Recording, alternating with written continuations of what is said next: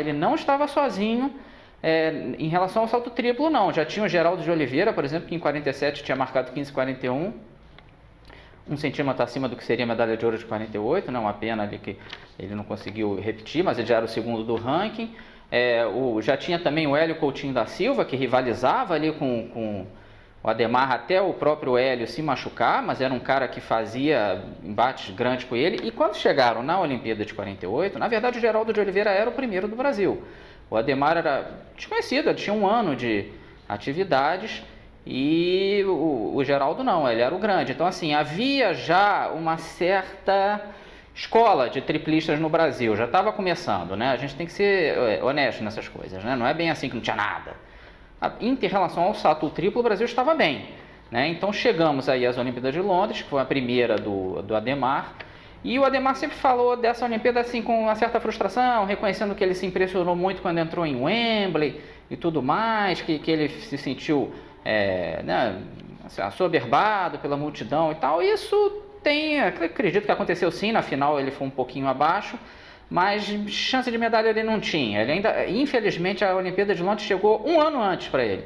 Se fosse a Olimpíada de 49, eu acho que ele medalhava, mas realmente em 48 foi um pouco cedo. Ele tinha começado só em 47 profissionalmente não, porque não existia profissionalismo, vamos dizer, a sério, né? Ele era amador, todos tinham que ser amadores.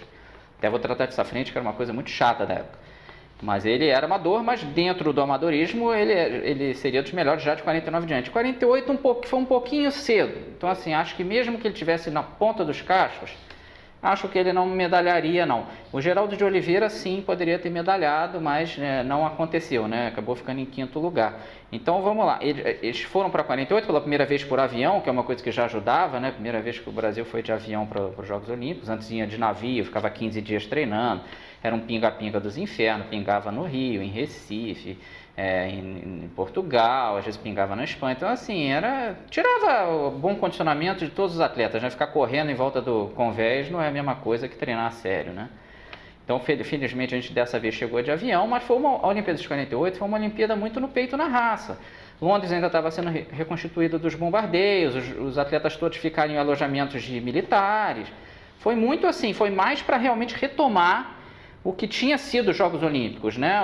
Até 36, a Olimpíada de 36, mesmo com todo o problema nazista e tudo mais, claro que aquilo ali foi horrível, mas em termos de estrutura de Jogos Olímpicos foi realmente invejável, foi um passo à frente em termos de organização, até porque o Hitler queria mostrar serviço e realmente deu uma caprichada ali. Mas em 48 já foi mais no peito e na raça, tanto que, por exemplo, o recorde mundial do salto triplo era do japonês Naoto Tajima com 16 metros cravados, 16,00. Que ele marcou em 36. Você vê, e a marca que valeria o ouro para o Arne Arman aqui em Londres foi 15,40. Você vê, primeiro recorde estabelecido em todos os tempos no salto triplo, primeira vez que se registrou isso, foi em 1911 com 15,52.